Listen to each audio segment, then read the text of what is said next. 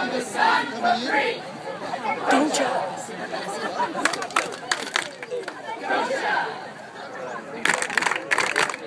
Don't you wish we had clean energy? Don't you wish it came from the sun for free? Don't you? Don't you? Let's see if they slow down there, guys. Energy. Don't you wish it came from the sun for free? Don't you? Whoa! So that's going to be part of the heliostat dance. So that'll be the second. Whoops! Hang on, how's it sounding there? I'm not overloading the mics. Now come up closer to the stage. Come closer. Come closer. A couple of things. Now, first one. Everybody's saying, not everybody, but detractors are saying that this technology, the solar thermal, is unproven technology. Well, I'd like you to think back, those of you who can, or who've watched it on YouTube, back to 1961 when President Kennedy said, we will go to the moon and do the other things, not because it is easy, but because it is hard. Now, back in 1961, when President Kennedy said to the American people, we are going to go to the moon,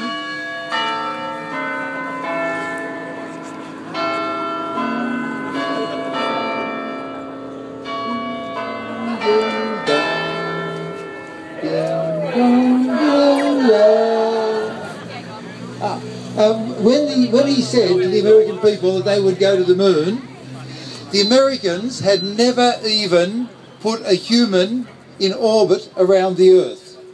The best that they had done was to put 3 people up and down in short little loops, like Richard Branson's going to do with Virgin Galactic.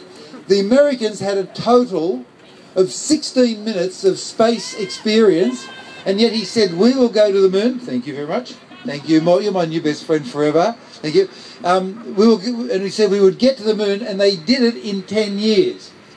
And as a result of that, America became a world leader in technology, because to do that, not only did they have to do just the simple mechanical of building all the bits and pieces, they had to design it, they had to build an educated middle class, an educated trade class, and as a result, America got back $137 for every dollar that they put in, and America was the world leader in many technologies for about a third of a century until they began to fall over a little while ago. With regard to solar thermal, the amount of solar thermal that we'd need to put in at Port Augusta is less than what is already built and up and running in Spain. The thing is, we'd have to build the first one, and the first one there'd be a few problems, it'd be expensive, there'd be a few mistakes. Second one would be better. By the time you get to the 5th one, you've got a production line going, and they just keep on coming. And then we'd do that for the next couple of dozen, build the big ones around Australia, and within 10 years, with the solar thermal and the wind, and by the way, the amount of wind towers that we would need would be equal to what Spain already has. So if we send a whole lot of people over to Spain with angle grinders and a couple of big ships, we can sort of short-circuit that thing. The point is, with the Americans, when they went to the moon, they had to invent everything from scratch.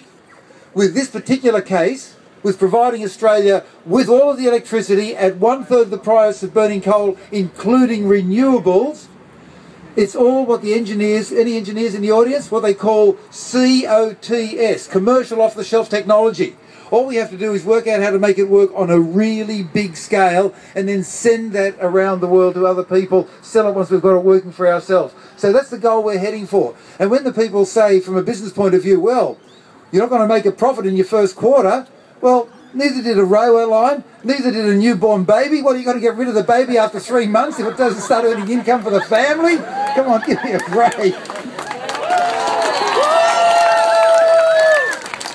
Now, I'd like to hand over to our next speaker, Daniel Spencer. Where's the young, incredibly handsome Daniel?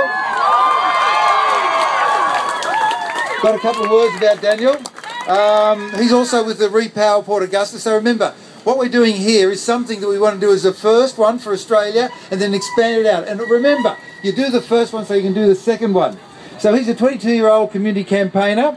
He's been involved with this campaign for over a year. He's lived in the area, working in the community to organise it, and he won the inaugural Bob Brown Young Environmentalist of the Year. And by the way, What was Bob Brown famous for as a doctor in London? Jimi Hendrix! And what sort of guitar did Jimi Hendrix play? A Fender Stratocaster, but what was special about it? It was left, because he's made all the answers, now Gemma, give this young man at the end a BMW, a block of flats in Tasmania. That was your prize for getting all of that right. But over here, our new and best friend, Daniel Spencer, come on down.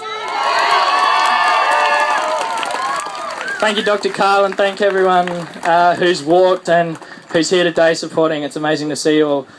Before I speak, I'd like to acknowledge, as well as the Kaurna people whose land we're on, I'd like to acknowledge the Adnyamatnya people, which is where the coal is dug from Lee Creek when it's taken down to Port Augusta coal stations, and I'd like to acknowledge the Nukanu and Bungala people because the decision that gets made is also going to affect them, so I want to acknowledge that before I start.